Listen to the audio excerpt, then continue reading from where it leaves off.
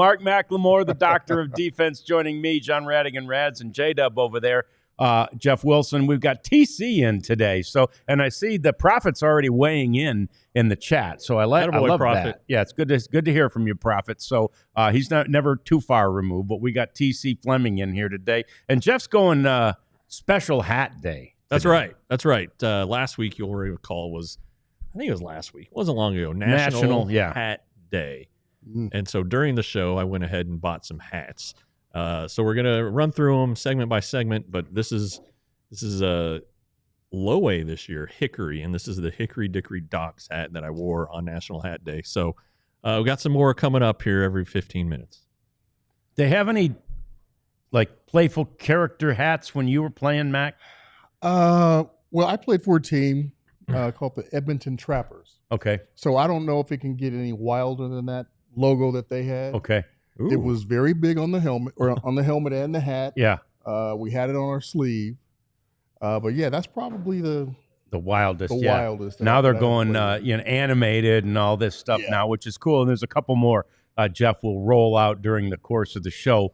We do want to talk about the closer situation today. And if you saw, and I hope you did, and if you're a diehard, you definitely did. Jeff wrote about this today. And that is the fact that Jon Gray, who we've always said, look, this guy's in the last year of his contract. There's no way he wants to close. Well, I'll be dang, Jeff, you've kind of found out otherwise. Yeah, I was surprised, because I had talked to him about it last season at one point. Hey, what about you closing full time? He's like, very hemmy and high, and damn, all of a sudden. I talked to him yesterday on the show, and we're going to have the clip here in a second, and he's like, hey, I'm all for it. So here's the clip from the weekly podcast with me and John Moore. Yeah. Hey, I know you have heard this before because I've talked to you about it. There are a lot of people that want you to be a reliever, not just a reliever, a closer. I guess because of the World Series. But, we broached that with Chris Young and Bruce Bochy, like, no way, this guy's a starter. Has that even come up, this closing stuff? It's just like another fun option, I guess. Like if someone were to ask me to do it, yeah, of course I'll do it. I think it'd be kind of fun. I think it'd work out really good too. But yeah, I mean, it just seems like something I wouldn't have to really prepare much for, I guess, because I've been through it once and I kind of understand it now a little bit. So I think it'd be an easy transition. But yeah, there's something about that. It seems really cool, like throwing the last pitch of the game, closing it out, like maybe get some little energy in your body, because as a starter, you never want to be like early on. So yeah, it's really cool. Yeah, I'd be up for it. Is it something though that like you would have to be told now, like because now you still have time to change your mind, I guess. Right now you're in the mindset of starting, and I don't know, like if on June 3rd they're like, hey, you're closer now, it seemed like you would need more time to get your mind right. Or am I making way too much out of that? I probably wouldn't need that much time, honestly. I don't think I would. Because I keep it, you'd be surprised at how simple I keep it down there. So, yeah, I think I blend it pretty well. Okay. Well, there you go. And to bring things full circle, Jon Gray looks like an Edmonton Trapper. It might have been him on that hat. Wow, looks like look, he could, I still have one, I think, somewhere. So I'll take a look. He could go do some trapping. I'll tell you that right now. And I think Jeff's question, it's one of the things I wanted to discuss this whole closer situation with you, because at Bally, Mac and I were together at Fox and then Bally for 10 years, 12 years, I don't even know how many.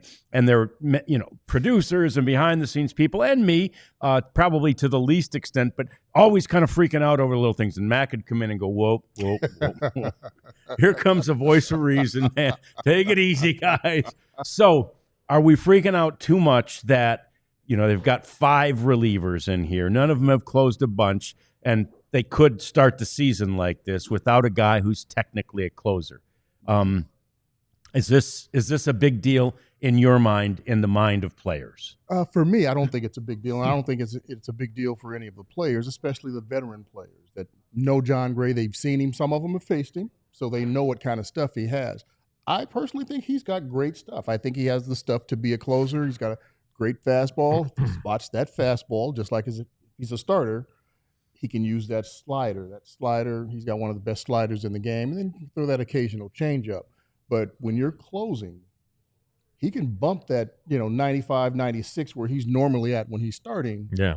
He can bump that up closer to triple digits because, hey, he's going all out. He may throw 20 pitches. That's pretty much all you want to do. You don't want to get into the 25 and 30 when you're, pitch mark when you're closing.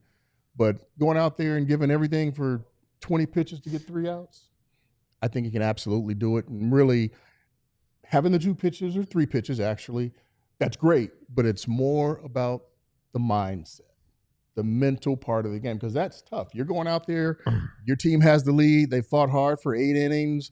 They want to finish out the 9th inning, and you go in there and give it up. You've got to sit on that. You've got to wear it till the next day or until the next time you get back out there. So it's more of the mental part of it. He has the stuff, and he's a veteran player.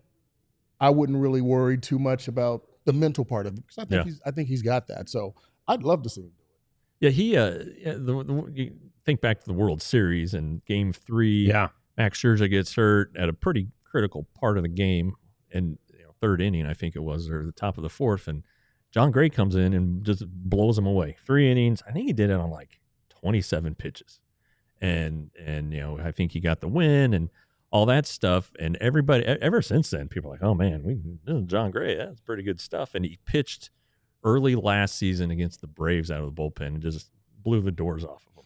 So the stuff ticks up, and he was kind of talking about it there. You go from the second you're in the game, you're not saving anything for later in the inning or later in the game, and so it's pretty good stuff. And there are people at the Rangers who think this guy could definitely do it, but as we've talked about, they're short on those innings. You got 3 guys coming off the Tommy John surgery. John only threw 101 innings last year, right, dealing with various things. Cody Bradford didn't get above 80, I don't think. And so who are your healthiest starters at that point? Well, Jack Leiter didn't get hurt last year, but he still only threw 112 innings, and most of those were in the minors. So you're really towing a thin line here on the innings. You got to take that away. You'd have to sign another starter. Yeah, you got Nathan Eovaldi, who threw 170. Yeah, he's about the only guy that gave you any length and anywhere near 200 or north of 150 in that regard. So and even he was hurt last year. That's right, and he has been on the injured list. Well, each of his first 2 years he's on the IL. So it's not the health isn't great. It's not as easy as it sounds. Yeah. Either you take a Jon Gray out of the rotation, put him as your closer. Okay, well, where are those innings? Who's going to make up those innings? You got to either go out and sign a starter who's, a proven starter who's given, those kind of innings that you're looking for before, or you sign a closer. Now, which one's going to be easier? I actually think getting a starting pitcher that can eat up innings, I think that's easier than getting that guy who can just absolutely slam the door. And that's what a closer is. A guy that's just going to come in and shut things down. Can Jon Gray do that? Yes, but they also have to look at, hey, how do we replace his innings in the rotation? And like you said, there are other guys that are coming off injury, so we don't really know how that's going to go either. So and young guys like Rocker and even Leiter, who Jeff mentioned, and we don't know. You can't push either of those guys, I don't think, like to 150 or 200 innings. Right, and then you're just it's the domino effect. You take the guy out, well, your depth gets shortened up. So when the starter gets hurt, and that's going to happen, okay, maybe Dane Dunning's in the bullpen, you put him in the rotation. Okay, well, who are you going to put in the bullpen to piggyback, because you're still going to need to piggyback probably these guys. So and then that Teodo, who's on the 40-man roster, but he's never pitched above Double-A, right? Dane Acker, who's now he's not on the 40-man, but he'll be a Triple-A. Ryan Garcia will be a Triple-A. You're just really kind of, do you want those guys who haven't pitched in the major leagues coming up and filling a critical role? And at some point they're going to have to. Right. But do you want to do it, I don't know, in September when you get, you have a 2-game lead and you're playing the second place team over a 4-game series? It's delicate. Yeah, it's a delicate situation. It is. And we've just talked ourselves out of putting Jon Gray as the closer. So I did not. I'm going to go with it. I like it. Well, I think the Rangers have talked us out. They have. Chris Young and Bruce Bochy said it at right. the All-Star game, or not the All-Star game, the winter meetings, and I texted Ross Fenstermaker last night, and he said no changes on that. So yeah, I think it would take something pretty extraordinary to happen for John so to be the closer. Mac, given that, going into this season with Chris Martin as your guy who would probably be the sort of de facto, the closer, having really never done it before, but we've seen him, we know his stuff. Right. Are you, as Mark McLemore, or you as Mark McLemore, 25 years ago as a player, comfortable with that? Yeah, I think, he's a veteran player, first of all. He's pitched, he's been around, he's been through it, he's been in the postseason, so he understands what it takes. But it's the mentality. That's always going to be the biggest thing. How does that guy handle, hey, everything's on the line, I've got to get these 3 outs? Because it is different coming in the 9th inning with the game on the line as opposed to coming in the 4th or 5th inning because somebody got hurt or whatever. It is totally different. That's why we've all seen it. I've played with a lot of guys who were great setup guys. Yep. Mm-hmm. But could not close. For whatever reason, they'd go from the 8th inning, get into the 9th inning with, a save situation, and the wheels would just fall off. So it's different. It's not as easy as people think, hey, let me, this guy throws really hard or he throws strikes. Let's put him in, as the closer.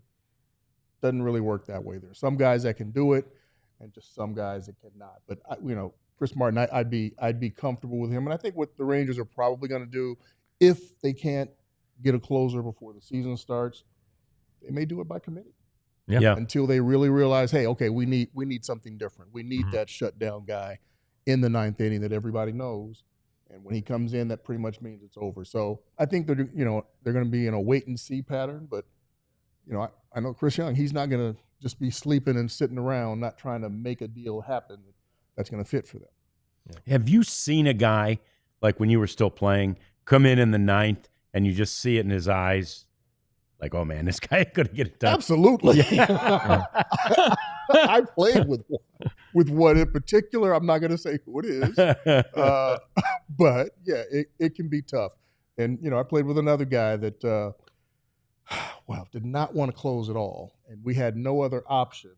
And so it called him in and said, hey, will you close for it? And he absolutely blew a gasket.